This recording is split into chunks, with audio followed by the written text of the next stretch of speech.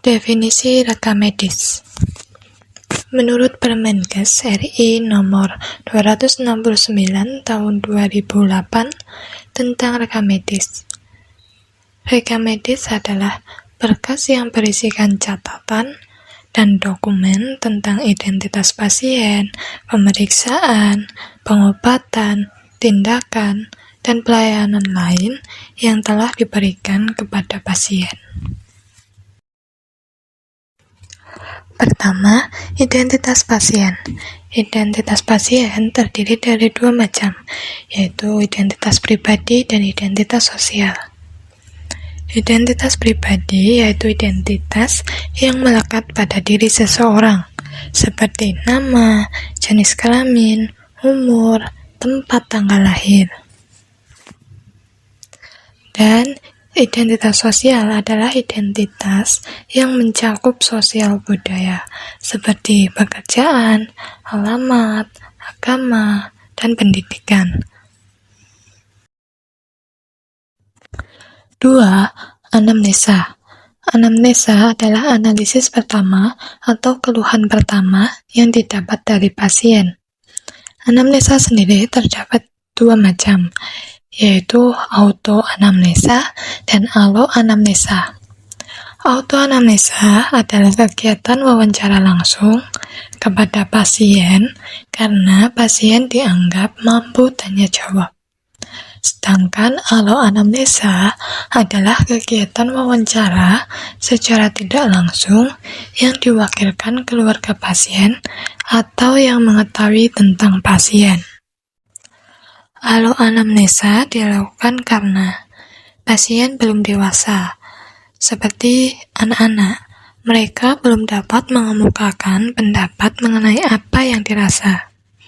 Lalu, pasien dalam keadaan tidak sadar karena dia pingsan atau dia koma, sehingga dia tidak bisa menceritakan keluhannya. Lalu, pasien yang tidak dapat berkomunikasi, seperti tunarungu, tunawicara, begitu. Lalu, pasien dalam gangguan jiwa. Ketiga, yaitu pemeriksaan fisik. Pemeriksaan fisik terdiri dari 4. Yang pertama, inspeksi. Inspeksi adalah melihat atau memperhatikan keseluruhan tubuh pasien secara rinci dan sistematis. Tujuan dari inspeksi ini dilakukan untuk melihat bagian tubuh dan menentukan apakah seseorang mengalami kondisi tubuh normal atau abnormal. Inspeksi bisa dilakukan secara langsung dengan penglihatan, pendengaran, dan penciuman, dan bisa juga tidak langsung atau dengan alat bantu. Saat pemeriksaan ini, tubuh akan diperiksa secara mendetal dan masing-masing tubuh dibandingkan guna mendeteksi potensi kelainan. Kedua, yaitu palpasi. Palpasi adalah meraba pada bagian tubuh yang terlihat tidak normal. Palpasi ini hanya dilakukan dengan menggunakan telapak tangan, jari, atau ujung jari. Palpasi ini dilakukan setelah pemeriksaan inspeksi. Tujuannya yaitu untuk mengecek kelembutan, kekakuan, massa, suhu, posisi, ukuran, kecepatan, dan kualitas nadi periferial pada tubuh. Lanjut, ketiga yaitu perkusi. Perkusi yaitu mengetuk dengan jari atau alat guna memperoleh suara resonansi dan meneliti resistensinya. Hal ini bertujuan untuk mengetahui bentuk, lokasi, dan struktur di bawah kulit. Yang keempat yaitu auskultasi, yaitu mendengarkan suara-suara dalam rongga tubuh menggunakan stetoskop. Prosedurnya dilakukan dengan mendengarkan suara yang dihasilkan tubuh untuk membedakan suara yang normal dan abnormal dengan menggunakan stetoskop. Suara yang didengarkan biasanya berasal dari sistem kardiovaskuler atau respirasi dan atau gastrointestinal. 4. Pemeriksaan penunjang. Pemeriksaan penunjang yaitu pemeriksaan medis yang dilakukan atas indikasi tertentu guna memperoleh keterangan yang lebih lengkap. Dari pemeriksaan ini dapat bertujuan yaitu pertama terapeutik, yaitu untuk pengobatan tertentu, dan yang kedua yaitu diagnostik, yaitu untuk membantu menegakkan diagnosis tertentu. Contoh-contoh pemeriksaan penunjang seperti pada gambar, ada pemeriksaan lab, ronsen, CT scan, dan USG. 5. Diagnosis.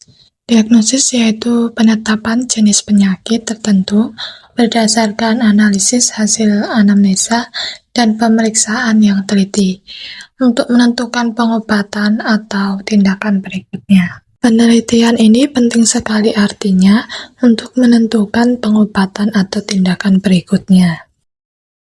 Diagnosa ditinjau dari segi proses, diawali dengan diagnosis awal atau diagnosis kerja, yaitu penetapan diagnosis awal yang belum diikuti dengan pemeriksaan yang lebih mendalam. 2. Diagnosis banding atau diferensial diagnosis, yaitu sejumlah diagnosis lebih dari satu yang ditetapkan karena adanya kemungkinan-kemungkinan tertentu guna pertimbangan medis untuk ditetapkan diagnosisnya lebih lanjut. 3. Diagnosis akhir, yaitu diagnosis yang menjadi sebab mengapa pasien dirawat dan didasarkan pada hasil-hasil pemeriksaan yang mendalam. Diagnosis dari segi keadaan penyakit dibagi menjadi 3, yaitu yang pertama diagnosis utama, yaitu jenis penyakit utama yang diderita pasien setelah dilakukan pemeriksaan yang lebih mendalam. Kedua, diagnosis komplikasi. Penyakit komplikasi karena berasal dari penyakit utamanya. Yang ketiga yaitu diagnosis komorbid, yaitu penyakit penyerta diagnosis utama yang bukan berasal dari penyakit utamanya atau sudah ada sebelum diagnosis utama ditemukan. 6. Prognosis. Prognosis adalah ramalan medis dari hasil pemeriksaan dan diagnosis berdasarkan teori-teori atau hasil penelitian pada penyakit yang bersangkutan. Ada 2 kemungkinan, yaitu cenderung baik atau dubia et bonum, dan cenderung buruk, yaitu dubia et malam. 7. Terapi. Terapi adalah pengobatan yang diberikan kepada pasien atas dasar indikasi medis atau diagnosa yang ditemukan dokter. Terapi dibagi menjadi 3, yaitu 1. Terapi medikamentosa, yaitu pengobatan yang diberikan dalam bentuk obat atau bahan kimia. 2. Terapi suportif, yaitu pengobatan yang diberikan dalam bentuk dukungan moral untuk proses penyembuhan pasien. 3. Terapi invasif, yaitu pengobatan dengan melakukan tindakan yang menyebabkan disintegrasi jaringan atau organ. 8. Tindakan medis, yaitu suatu intervensi medis yang dilakukan pada seorang pasien berdasarkan atas indikasi medis tertentu yang dapat mengakibatkan integritas jaringan atau organ terganggu. Tindakan medis ada 2, yaitu tindakan terapeutik dan tindakan diagnostik. Tindakan terapeutik yang bertujuan untuk pengobatan dan tindakan diagnostik bertujuan untuk menegakkan atau menetapkan diagnosis.